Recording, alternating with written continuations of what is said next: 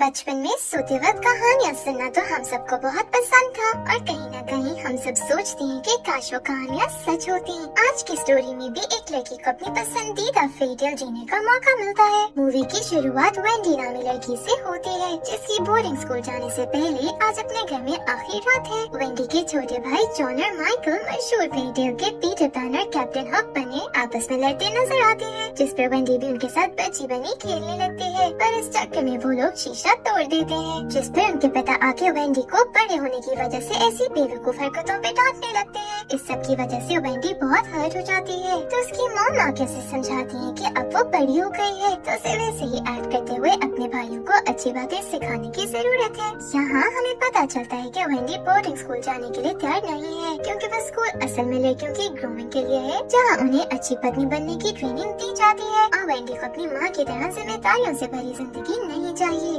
बल्कि वो तो एडवेंचर करना चाहती है। खैर उसकी मॉम उसे काम डाउन करते हुए गाना सुनाती सलाह देती है। सबके सोने के बाद हम टिंकरबेल को वेंडी के कमरे की खिड़की पे देखते हैं, जो अपने जादू से खिड़की खोलती वेंडी के पास चली जाती है और इस पे जादू करते हुए उसे नींद में उड़ाती अपने साथ ले जाने की कोशिश करती है कि जॉन टिंकरबेल को पकड़ लेता है। ये तीनों बहन भाई समझने की कोशिश ही कर रहे होते हैं कि आखिर हो क्या रहा है, कि तभी पीटर पैन एंट्री दे देता है और इसे कहानियों से बाहर असल में देख के तो इन तीनों की हैरानी की इंतहा नहीं होती। पीटर ने बताता है कि वो वेंडी को यहाँ से ले जाने आया है, क्योंकि वो उसे नेवरलैंड से देख रहा था और वेंडी खुश नहीं है। वो बड़ी नहीं होना चाहती, तो वो उसे अपने साथ नेवरलैंड ले जाएगा ताकि उसे कभी बड़ा न होना पड़े। पर उससे पहले पीटर को अपने शैडो यानी परछाई ढूंढ से अपने साथ कैद करना है, जिस पे वो सारे कमरे को उथल पुथल करता अपनी परछाई को पकड़ने लगता है। बहुत मेहनत के बाद सही पर कामयाब हो जाता है। फिर वेंडी उसकी परछाई को उसके साथ सुई धागे से बांधने लगती है और यहाँ पीटर वेंडी को उसके साथ नेवरलैंड एक एडवेंचर जिंदगी गुजारने के लिए चलने का कहता है, जिसके लिए वेंडी मान भी जाती है, क्योंकि उसे इस वक्त अपनी इस बोरिंग जिंदगी से छुटकारा ही चाहिए था। पर इस चक्कर में वो पीटर को सुई चुभा देती है, जिस पर पीटर उससे डरने लगता है। तो माइकल वेंडी से पीटर को किस करके नॉर्मल करने का कहता है, जैसे उनकी मामू ने कहती है। वो पीटर को किस का पता ही नहीं था, जिस पर वेंडी उसे एक नेकलेस किस करके दे देती है, जो उसे बहुत पसंद भी आता है। नेक्स्ट सीन में हम देखते हैं कि वेंडी और उसके भाई पीटर के साथ जाने के लिए निकलते हैं। पर नेवरलैंड पहुंचने के लिए उन्हें उड़ने की जरूरत थी, जिस पर टिंकरबेल उन्हें अपनी फेरी डस्ट देती है। वेंडी अपने बचपन के अच्छे दिनों को याद करते हुए फेरी डस्ट की मदद से उड़ने लगती है। एक एक करते वेंडी के ख्वाब सच होने लगते हैं। वेंडी और उसके भाई पीटर पैन और टिंकरबेल के साथ नेवरलैंड जाने के लिए निकल जाते हैं। नेक्स्ट सीन में टिंकरबेल लंदन के क्लॉक टावर के बीच से इनके लिए नेवरलैंड का दरवाजा निकालती है और वेंडी अपने मैजिकल एडवेंचर के लिए नेवरलैंड पहुंच जाती है, जहाँ सबसे पहले ये लोग पानी में खूबसूरत मरमेड्स देखते हैं और फिर उड़ते हुए आगे बढ़ जाते हैं। सीन्स कैप्टन हुक के शिप पे शिफ्ट होते हैं। पायरेट्स को पीटर पैन के वापस आने का पता चल जाता है, जिसमें वो फौरन कैप्टन हुक को बताने जाते हैं। पायरेट के पीटर पैन का नाम लेते ही गुस्से में कैप्टन उसी पे गोली चला देता है, क्योंकि कैप्टन हुक को पीटर से इतनी नफरत है कि वो उसका नाम तक सुनना पसंद नहीं करता, क्योंकि पीटर की वजह से कैप्टन हुक का सीधा हाथ क्रोकोडाइल ने खा लिया था। कैप्टन फौरन सारे पायरेट्स को तैयार होने का कहता है और वो सब पीटर और उसके दोस्तों पे हमला शुरू कर देते हैं। पीटर और उसके दोस्त बहुत ही चालाकी से सारे हमलों से बचते नजर आते हैं और फिर एक पहाड़ की चोटी पे जाके इस मसले का हल सोचने लगते हैं। पर इससे पहले ये लोग कुछ प्लान कर पाते कैप्टन हुक के हमले से ये सब दूर जा करते हैं। नेक्स्ट सीन में वेंडी को जब होश आता है तो वो अपने पास किसी को नहीं पाती और उसकी फेरी डस्ट भी खत्म हो जाती है, जिसकी वजह से वो अब उड़ भी नहीं सकती थी। अपने भाइयों के लिए परेशान वो पागलों की तरह उन्हें इधर उधर ढूंढने लगती है। जब वेंडी मायूस हो जाती है तो वहाँ प्रिंसेसेस और बाकी सारे पीटर पैन के दोस्त यानी लॉस्ट बॉयज पहुँचते हैं, जिन्हें पीटर बता के क्या था कि वो वेंडी को लेने जा रहा है, जिससे बहुत अच्छी बेड टाइम स्टोरीज आती हैं। पहले तो इन्हें लगता है कि वेंडी ने पीटर को जख्मी किया, पर जब उन्हें सारी स्टोरी पता चलती है तो वो सब भी वेंडी के साथ उसके भाई और पीटर को ढूंढने लगते हैं। तभी पीटर के एक दोस्त को दूरबीन से देख के पता चलता है कि वेंडी के भाइयों को पायरेट्स ने उठा लिया है। जब वेंडी दूरबीन से देखती है तो उसे कुछ नजर नहीं आता, तो वो लोग उसे दिल की नजर से देखने को कहते हैं, जिसके फौरन बाद वेंडी को भी शिप्स नजर आने लगती है। अपने भाइयों के लिए परेशान वो प्रिंसेस और लॉस्ट बॉय से उन्हें बचाने के लिए मदद मांगती है। वहाँ जब कैप्टन हुक जब माइकल और जॉन से मिलता है तो वो दोनों उसे डरे बगैर साफ साफ पीटर का नाम लिए बोल देते हैं कि वो उन्हें बचाने जरूर आएगा, जिस पे कैप्टन का पारा चढ़ना तो बनता था।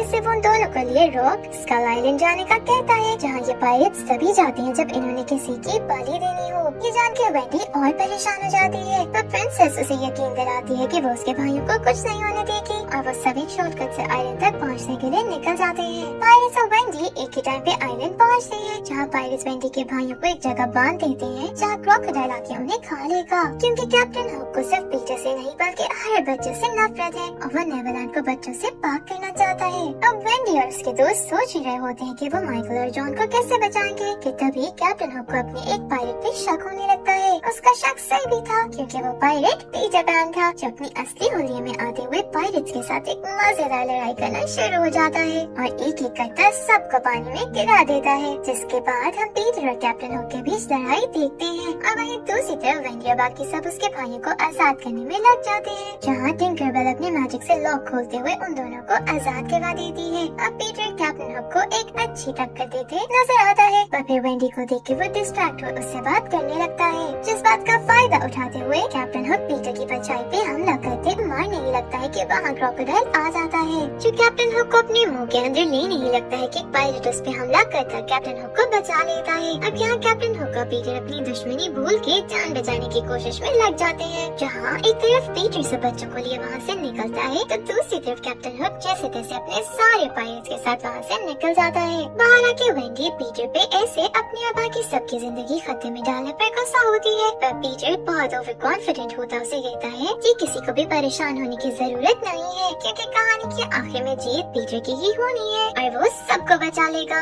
ये नेवरलैंड है और यहाँ कभी कुछ नहीं बदलता। अब कह तो वो सही रहा था, क्योंकि असल कहानी यही है, पर वेंडी फैंटेसी से बाहर आते हुए उसे असलियत का सामना करने को कहती है, जिसके हिसाब से अगर ऐसा ना हुआ तो वो क्या करेगा। पर पीटर ऐसा कुछ सोचने को तैयार ही नहीं था, क्योंकि ऐसा आज तक हुआ ही नहीं। आखिर ये सब पीटर के घर पहुँचते हैं, जहाँ से जाने से पहले प्रिंसेस वेंडी को वही समझाती है जो उसकी ग्रैंडमा ने उसे समझाया था कि उसे पास्ट को पीछे छोड़ के आगे बढ़ना होगा। यही जिंदगी है, यानी वेंडी को अपने बचपन को एक अच्छी याद की तरह दिल में रखते हुए जिंदगी में आगे बढ़ना होगा। जिसके बाद प्रिंसेस वहाँ से चली जाती है। रात होने पर सब बच्चे वेंडी को बेड टाइम स्टोरी सुनाने को कहते हैं, क्योंकि वो सब अपने माता पिता के प्यार को मिस करते हैं जो उन्हें आज तक नहीं मिला। वेंडी उन्हें स्टोरी सुनाने के बजाय पीटरसन के साथ अपना और कैप्टन हुक का एक्सपीरियंस शेयर करने को कहती है, जो वो ज्यादा अच्छे से शेयर नहीं कर पाता और गुस्सा हुए अपने रूम में चला जाता है, जहाँ पीछे से बच्चे वेंडी को बताते हैं कि पीटर और कैप्टन हुक का एक बहुत दर्दनाक पास्ट है जो वो याद नहीं करना चाहता। सबका मूड अच्छा करने के लिए वेंडी उन्हें स्टोरी के बजाय वो गाना सुनाने लगती है जो उसकी मामा से सुनाया करती थी। वेंडी की खूबसूरत आवाज में गाना सुन के बच्चे और पीटर तो क्या कैप्टन और सारे पायरेट्स भी हैरान और खुश हो जाते हैं, जिसके बाद सब बच्चे पुरसुकून नींद के साथ अपने सपनों की दुनिया में पहुँच जाते हैं। फिर वेंडी टिंकरबेल के साथ पीटर का मूड अच्छा करने पहुँच जाती है, जहाँ पीटर उसकी बात सुने बगैर वहाँ से निकल जाता है और वेंडी को वहाँ एक नेकलेस पड़ा मिलता है, जो रूफ पे खड़ा पीटर उसे बताता है कि उसने वेंडी के लिए किस बनाई है, जैसे उसने पीटर को अपने घर दी थी, क्योंकि वो तो वेंडी को अपनी दोस्त बनाने यहाँ लाया था। फिर जब से वेंडी यहाँ आई है वो दोनों बस लड़ ही रहे हैं। यहाँ हमें पता चलता है कि कैप्टन हुक पीटर का बेस्ट फ्रेंड था, जो उसे बताए बगैर ही एक दिन नेवरलैंड से चला गया और जब वो वापस आया तो उसकी उम्र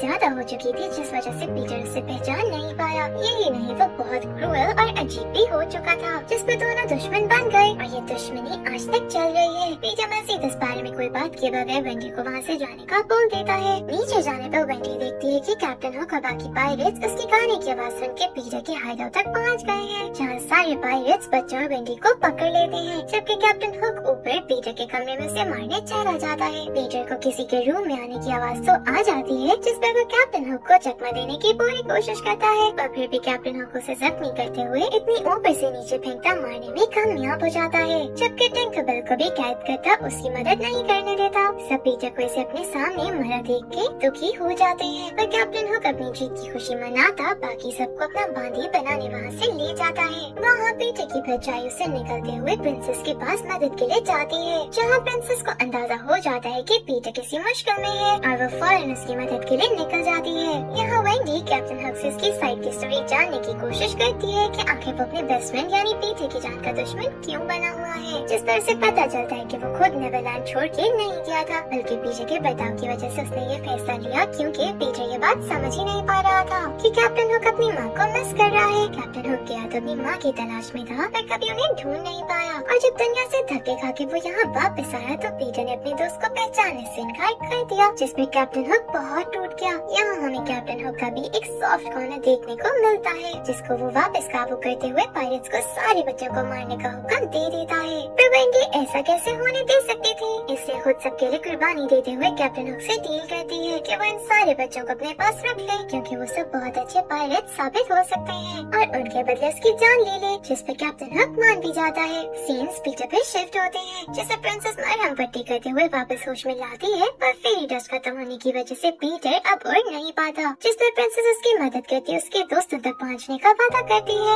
यहाँ हम देखते हैं कि कैप्टन हुक वेंडी को बांध के पानी में फेंकने के लिए तैयार करवा देता है, जहाँ सब बस मायूस हुए बेबसी से ये सब होता देख रहे होते हैं। पर टिंकरबेल अब मजीद बर्दाश्त करने के बजाय अपना सारा मैजिक लगा के जिस बॉक्स में कैद थी उसे ऊपर उठती पायरेट के सर पे मारते हुए तोड़ देती है। वहीं वेंडी पानी में कूदने से पहले आंखें बंद करती है तो उसे अपना फ्यूचर नजर आता है, जहाँ वो बहुत खुश थी और फिर वो पानी में छलांग लगा देती है। पहले तो कैप्टन हुक बहुत खुश नजर आता है, पर फिर उसे पानी की कोई आवाज नहीं आती, तो वो आगे बढ़ के पानी में देखने लगता है कि सारी बोट पे फेरी डस्ट आना शुरू हो जाती है और वहीं से वेंडी उड़ती हुई सामने आती है, जो कैप्टन हुक के शिप को टिंकरबेल की मदद से हवा में ले जाती है। उतनी देर में पीटर भी प्रिंसेस की मदद से वहाँ पहुँच जाता है, जो एक कमाल छलांग लगाते हुए शिप पे आता सबको हैरान कर देता है। और यहाँ से शुरू होती है एक और मजेदार लड़ाई, जिसमें पीटर और कैप्टन हुक एक दूसरे के आमने सामने होते हैं। वहीं वेंडी और बाकी बच्चे सारे पायरेट्स को अच्छा मुकाबला देने लगते हैं। प्रिंसेस भी शिपिंग की मदद के लिए पहुँच जाती है। इतनी अफरा तफरी की वजह से शिप का व्हील मर जाता है और शिप पहाड़ के साथ जाकर टकराने लगती है, जो वेंडी के भाई देख के अपनी सारी हिम्मत लगाते हुए व्हील को मोड़ते शिप को तबाह होने से बचाते हैं। फिर तभी पायरेट्स आके उन्हें तंग करने लगते हैं, जो देख के वेंडी अपने भाइयों को बचाती है। अब पीटर और कैप्टन हुक की मजेदार लड़ाई तो चल ही रही होती है, पर इतने पायरेट्स देख के वेंडी मसले को हल करने के लिए सब बच्चों को किसी चीज को जोर से पकड़ने का बोलती